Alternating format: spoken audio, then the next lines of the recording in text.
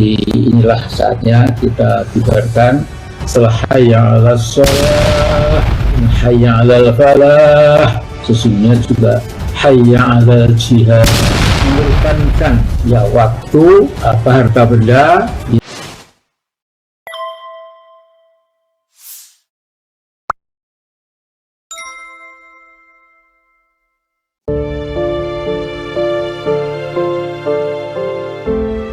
Amin Rais kumat lagi, mau people power turunkan Jokowi tapi modal cuma dengkul. Aduh, Pak Tua, tobat.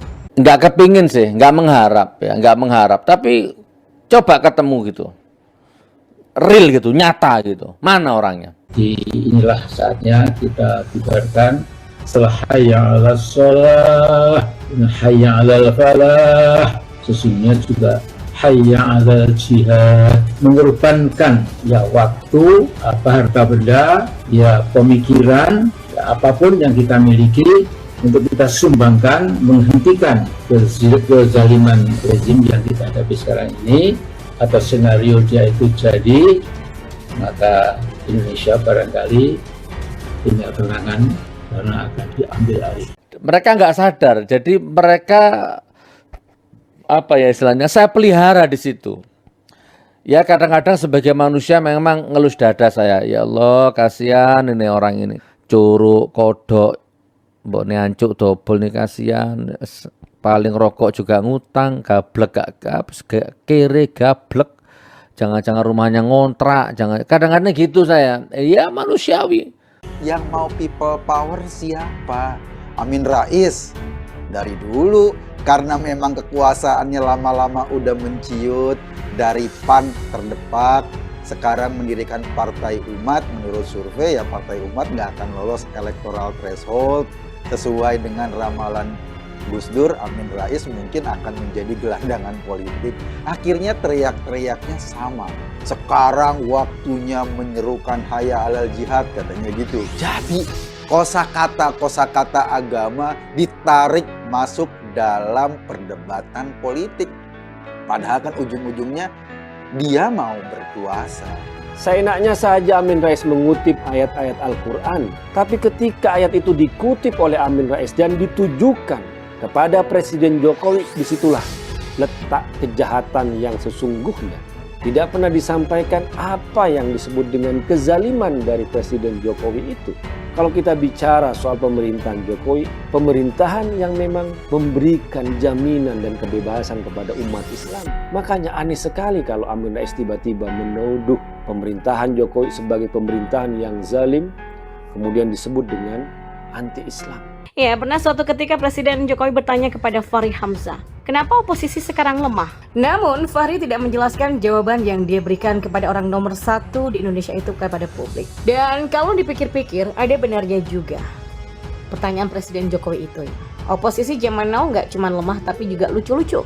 Lihat saja, ada Cipta Pancalaksana yang kalau di medsos sok garang tapi tidak berbobot. Dan ketika tampil di TV, gemetaran kayak orang lagi kelaparan. Kemudian ada Novel Bamukmin yang mengaku didukung oleh 130 juta rakyat Indonesia kalau dia jadi cawapres Anies. Mirisnya sampai sekarang tidak ada satupun partai di koalisi perubahan yang tertarik mengusung Kadrun, mantan karyawan Pizza Hut itu sebagai calon RI 2. Lalu apa artinya? One Novel dianggap tidak lebih dari sekedar tukang bacot oleh PKS, Nasdem, serta Partai Demokrat ya. Berapa juga jemaah Kadrun itu tanah air? Palingan cuma 600.000 doang.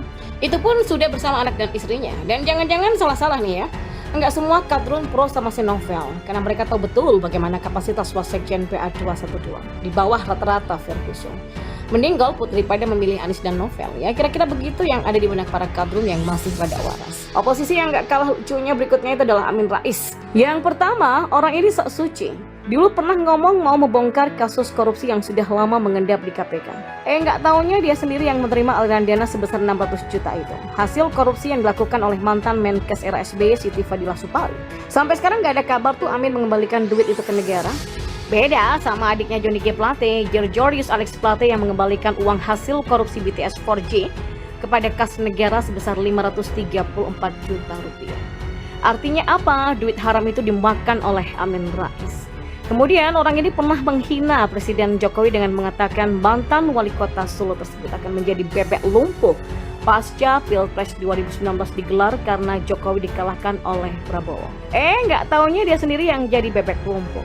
Meskipun tercatat sebagai pendiri PAN dan menjabat sebagai ketua umum pertama partai itu, ia dikucilkan dari PAN. Yang mana hal ini diungkapkan langsung oleh Amin Rais bahwa dia disingkirkan dari PAN karena menolak partai berlambang matahari itu merapat kepada pemerintah. Asli jadi bebek lumpuh. Pasca dibuang secara terang-terangan oleh Zulkifli Hasan dan kawan-kawan, Amin pun beneran keluar dari PAN. Untuk memenuhi dorongan nafsu politiknya yang mendirikan partai baru yang diberi nama dengan Partai Umat. Meskipun udah punya partai, Wan Amin tetap aja jadi bebek lumpuh.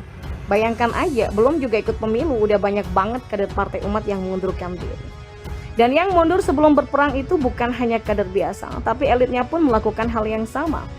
Sebut saja ada Agung Mozin, kemudian Neno Warisman, sekarang udah nggak lagi jadi kadernya Partai Umat. Nah, kala itu Partai Umat ini juga tidak lolos verifikasi faktual loh, sehingga nggak boleh ikut pemilu 2024. Tapi karena KPU kasihan ngelihat Amin Rais yang sudah tertatih-tatih mendirikan partai yang berslogan lawan kezaliman tegakkan keadilan tersebut, akhirnya Partai Umat bisa ikut pemilu. Cuman, kalau melihat hasil survei yang ada, partai ini akan gurem pada akhirnya. Seperti menurut hasil survei LSI DNIJA, elektabilitasnya hanya 0,3%.